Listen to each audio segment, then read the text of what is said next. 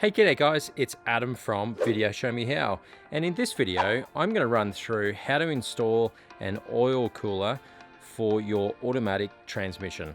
Let's get started. Before we do, as always, a shout out to the subscribers of the channel. I hope you're having a tip-top day. If you're new around here and you're keen to support the channel, the best way you can do that is to leave a comment below, give a bit of a thumbs up, and of course subscribe to the channel. That really helps with the growth of the channel, which then enables me to bring out more content for all of you guys. So why would you want to install a transmission cooler in your automatic vehicle? The main reason is for heat. More than anything else, that's the whole point of these things, is to reduce heat. So depending on what you're using your vehicle for, in this case, we're talking a Jeep Wrangler. So I spent a lot of time on the beach in this vehicle. Automatics, really soft sand equals heat very quickly. Also do a fair bit of towing of the camper trailer here, and that is putting extra load on the automatic gearbox, which is also increasing heat. Other applications may be street vehicles, high torque applications, race cars, that sort of stuff.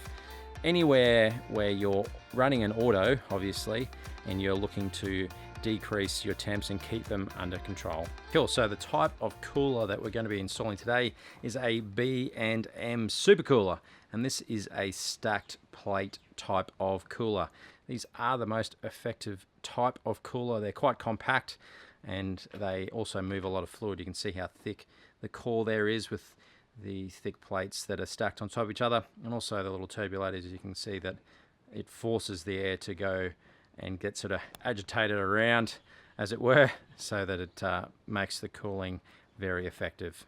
Now these come with everything you are going to need. Has a length of hose there ready to roll, as well as a whole bunch of fixtures and fittings here, which is pretty awesome. Has everything that you need and you're going to need to install, as well as a few different versions. Got some brackets ready to go depending on your application or where you're going to install it. So these are pretty awesome, even if your postman leaves the box out in the rain, so it gets nice and wet. Right, so let's get stuck into actually installing this guy. And the first thing you need to do is work out where you're going to install it. And in this case, we're going to be installing it right in front. I have an existing cooler in here now, so we're going to be removing the grille, and you'll need to do exactly the same. And the good news is, if you are installing this on a Jeep Wrangler, I may have already done a video on how to exactly remove the grille. You can find the details in the top corner there. But that is your first step. If you're mounting in the front, remove your grille so you can get a look at where you're going to install it.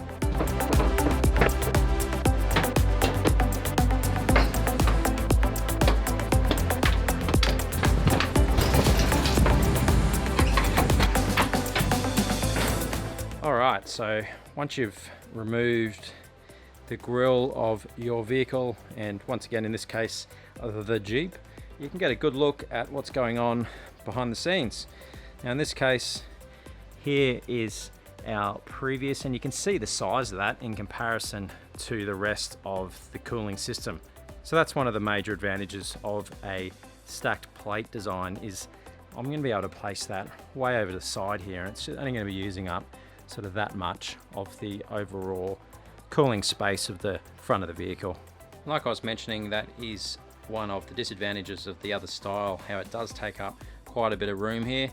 The upside though with this style, the stacked plate, is it's quite svelte. It's quite small, petite, and in fact I should be able to get it. I'm going to be placing it about here somewhere, or equivalent to this side. So as you can see, it still leaves quite a bit of room. It's not covering a whole lot of the inner cooler, and it's still going to be nice and effective. So that's one of the reasons why these guys are great. So if you crawl underneath your vehicle, and in this case the Jeep, you're looking for the automatic transmission. Now funnily enough, if you find the engine, which normally is this guy here, you can tell because there's a sump, etc. And you look behind that, there's a gearbox that's attached. This is the gearbox sump, etc. Now on this type of gearbox, the 545 RFE, it has hard lines, and these are the coolant lines. So if you have a look up under there, you can see that there's one, and that's where it's joined there, and there's another one above. These two hard lines, follow them all the way down, and follows all the way down, down, down, down, until we get to this section here. Now, this is where it changes from the hard line to a normal hose style. And this is the part where you want to splice into the system to install your new transmission cooler.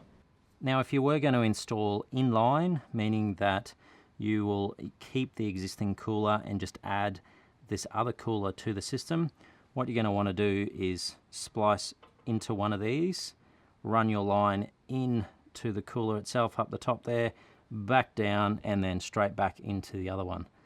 Now in my case, I'm not doing that. I'm running this completely separate and deleting the existing factory cooler. Once you confirm that you've definitely got the lines, get yourself a bucket and put it underneath, and then you want to chop these two lines as neat as you can. Get yourself a hose, cut if you can. Stainless knives work as well, but you want to make sure that that cut is nice and square. It is going to drain some of the fluid out of your system, so just be ready for that. So from there, it's just a matter of working out where you're going to mount your cooler. Like we said earlier, I'm going to be mounting this vertically just here on the side.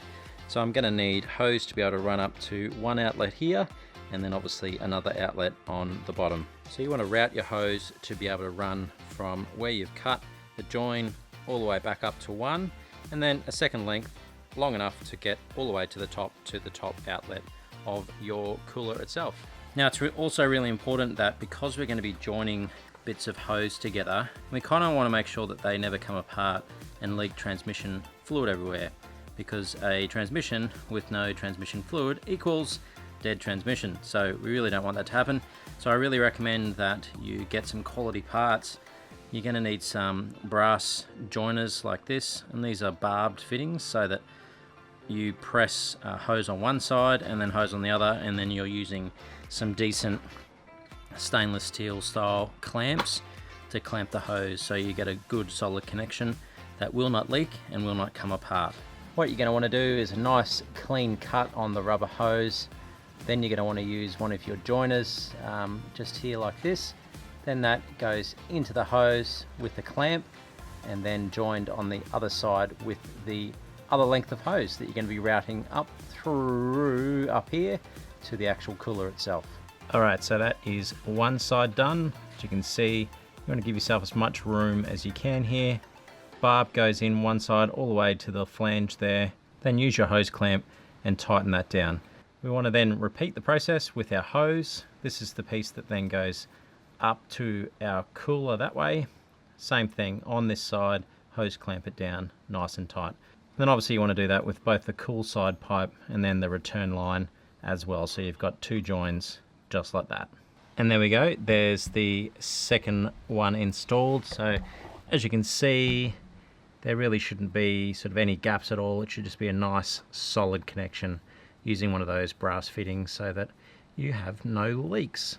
Now for this part, you just need to work out exactly where you're going to mount your cooler itself. Like I said, I'm probably going to be putting mine about there. And then you want to get your universal brackets like this, and these bolt on to the sides here like this through these holes here. So you screw those guys on like that, and then you're sort of free to use either or any of these holes really to work out where you're going to mount them.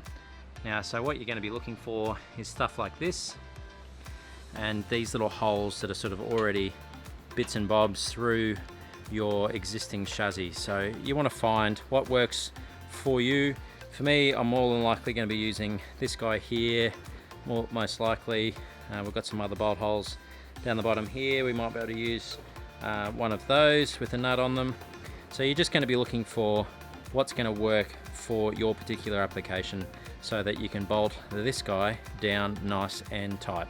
Now the other thing you want to make sure of before you get too carried away is that when you replace your grille, in this case the Jeep's grille, that this guy is going to fit behind it. So do a bit of a mock-up first, put this in place where you want it, and then get your grille and sort of measure it up and make sure that it's going to fit behind your grille, no worries. Okay, so coming along nicely. Best thing about these brackets and why I love using these is because you can custom wherever you need them. So in this case, I want this to sit out a little bit from the intercooler. As you can see down in there, there's a bit of a gap.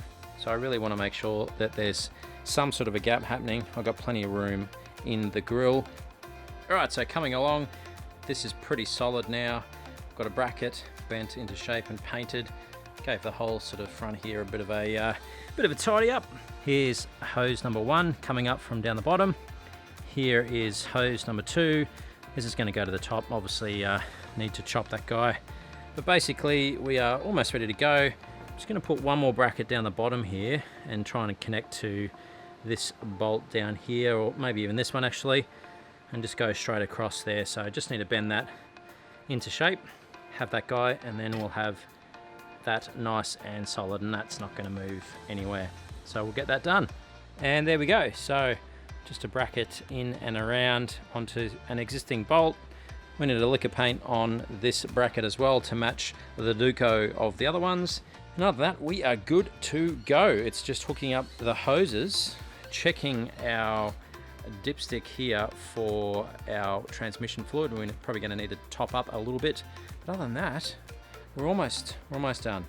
All right, so now that we're fully mounted, we can take our little grobbity thingies off, so we know what we're working with. Obviously, when you want an output there and an output there, you want to get your hose that you got ready earlier, and it's a matter of measuring to length. Give yourself a little bit of slack. You don't want to be crazy tight, so we're talking stuff like that. And my other guy, which has disappeared down there, here he is going to go into the bottom one.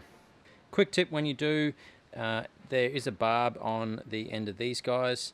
If you're having troubles getting your hose over the barby bit, I feel like there's a joke in there somewhere, but if you're having dramas, top tip is to heat your hose. So stick this guy in the sun, or get a heat gun and give it a bit of a light toasting before you put it on. Just softens it just that little bit. A little bit of grease on your little noggin here is probably going to help things along as well. Also, speaking from experience, make sure you've got your hose clamp already over the top of the hose before you go and put it on this barb, because once they go on, they really don't want to come off, and it's not great when you've already put it on and then you go to put the hose clamp on and realize it should have been there in the first place. All right, so all nice and done here. You can see, make sure you use some quality hose clamps and put your hose on the little barb, top and bottom. Make sure they're all nice and neat, and that there's not going to be anything rubbing on anything. So just make sure that wherever you're routing your hose, there's not going to be anything that rubs. So make sure everything's all nice and neat and you're good to go. Just do a sort of a final check. You want to come down underneath as well and just confirm everything is all nice and done up. You're probably going to want to secure anything that's loose just with a few zip ties to make sure it's up all out of the way. With the Jeeps, you've got a nice bar across the top here to zip tie your pipework to. And then other than that, we need to top up our transmission fluid. Once you've filled it, go for a quick jaunt just down your street and back. Come back no more than sort of 100 meters, that sort of jazz, and double check all your fittings and your joiners down below to make sure nothing's leaking. Then once you're happy with the level and also the joiners, reinstall your grille. Alright, so just got back from a lap around the block.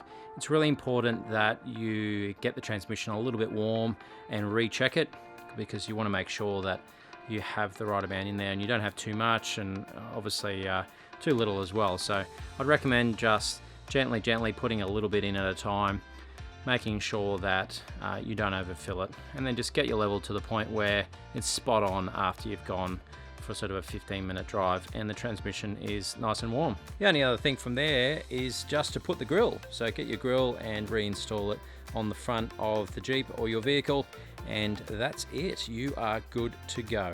All done, guys, and there we go. It's as simple as that. You can see the transmission cooler hiding away in behind the grille there. Still plenty of airflow to be running through to the rest of the cores.